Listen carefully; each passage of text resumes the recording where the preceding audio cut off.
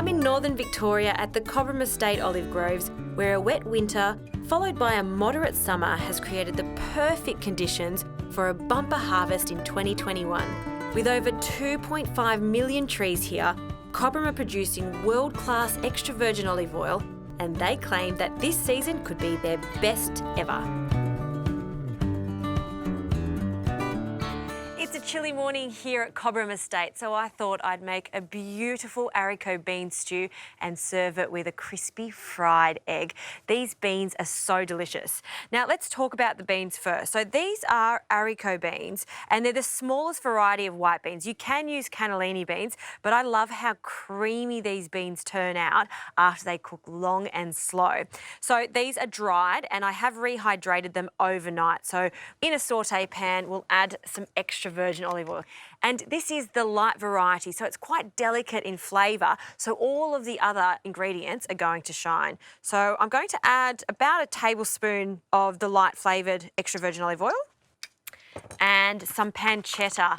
And pancetta is going to give these beans a fantastic savoury flavour. This one's already chopped and it's got a bit of fat on it, and the fat is what we want because that is going to give it extra flavour.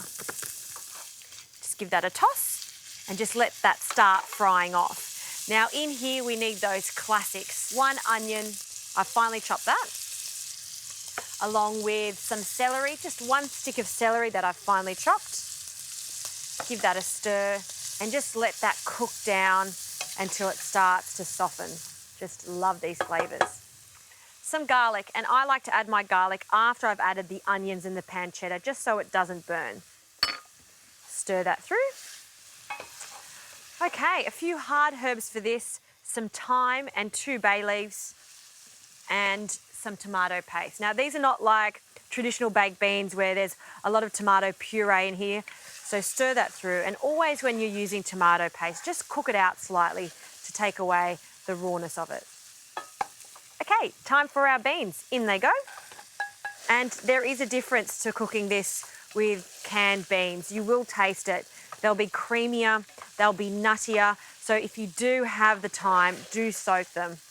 Okay, a little white wine, and just let that come to the boil.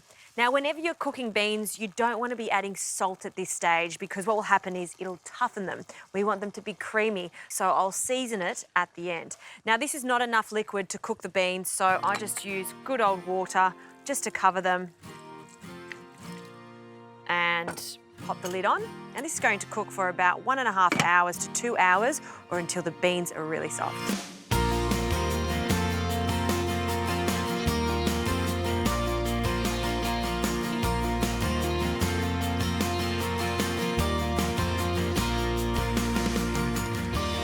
And the beans are cooked. Have a look at them. That smells so delicious. It's the perfect breakfast. Now, before I finish off the beans, let's fry an egg. So I've got a nice hot pan here, a good glug of oil. I love the idea of frying an egg, and it's super crispy around the sides. We're almost shallow frying it. And this light Cobram extra virgin olive oil is fantastic. It is the variety of the actual olive that makes it a lighter version. So you can see how much I've added there, about 3 tablespoons at least. And some lovely local fresh eggs that I picked up this morning. They are just fantastic. We'll crack that in. And you just want to allow that to bubble away and fry. And what I'm going to be doing is basting it with that extra virgin olive oil. So while that egg is almost shallow frying, let's finish off the beans. A little seasoning. The pancetta is salty, so you don't want to add too much. Just a hint of that in there. Mix that through. And to give it some freshness, I've got a combination of chives and dill, a few sprigs of each. I just love dill in baked beans. It really does give it a nice, fresh anise flavour. So finely chop that. We'll add that to the beans. Fold it through. And these beans just get better and better over time. They are just outstanding reheated. Okay.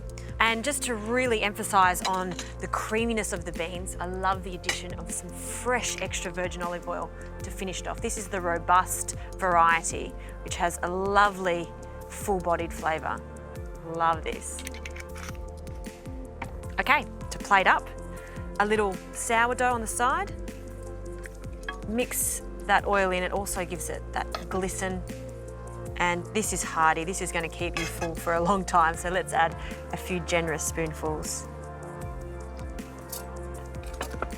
And our egg, have a look at it. See how it's crispy on the sides and it's blistered, it's just right.